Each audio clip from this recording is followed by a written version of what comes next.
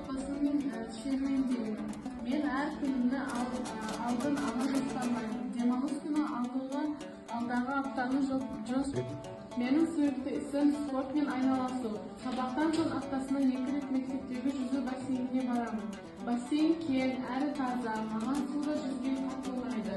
Кешке теледидарда жаңалықтарын тыңдаймын. Кешкі жаңалықты көруге тырысамын. Себебі біз тарих сабағында жаңалықтардың талдап, ой бөлісеміз. Қазіргі кезде ғаламтордан аудиокітаптарды оқып жүрмін. Үй шаруасына да көмектесемін. Өйткені ата-анам жұмыстан қатты шаршап келеді. Мен сізде 6 жылдарда тұрамын. Сіздерді жинап, тағын шарқылды жасаймын. Еді қолымды жуып, асықпай кәрімдерге тамағымды ішемін. Мектебім үйден алыс болғандықтан жиектен үйде шығамын. Әдемі сағат таңдайсың.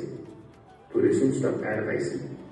10 сағат сатып алсаң да, уақытты сатып алмайсың. Күн батты енді кеш деме, ісіңді істе кеш деме. Мерзімі өтсе парызға. Бермейді уақыт ештеңе. Қайтарылмайды бұл уақыт, қайталанбайды бұл уақыт. Таппайсың, ертең іздесең. Қайта оралмайды бұл уақыт. Уақыт-ай уақыт зырлайды. Артына мойның бұрмайды.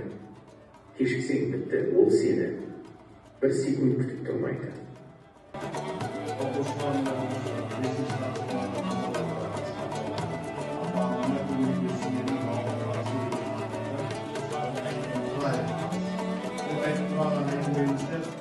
Сынесінің салыстырмалы, шүйетпелі асырмалы жайларды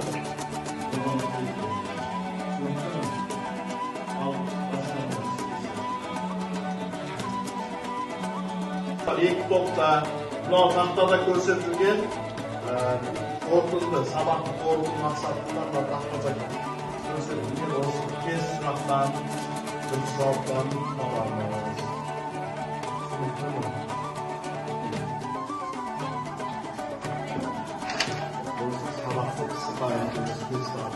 Қай бір топ дайын екен, болыңыздарына 5 тапсырмасында.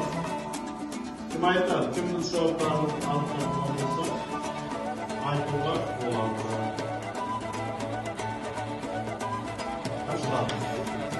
Ал енді осы орынларға тест тапсырмамызды дұрыс жауаптарын анықтау үшін тақтаға назар аударамыз. Көрдіңіздер ме? Өзіңізді орындаған тесттеріңізбен сәйкестендіріңіз, жауаптарын дұрыс белгіледік пе жоқ па? Оқушылар қараймыз, ертеңгісен. Бүгін сабақта кім бердірілді? Кімге қай тапсырмада қиындық туындады? Және не үйрендіңіз? Қолыңыздан енді не келеді? Осы кезде жазып, алынамыз.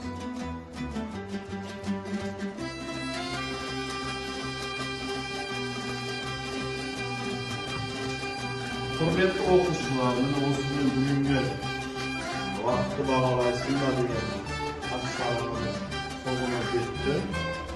Барлықтарыңызға рахмет, сабақтарға оқушылар белсенді қатысуға тырысты. Енді үйге тапсырма алып аламыз.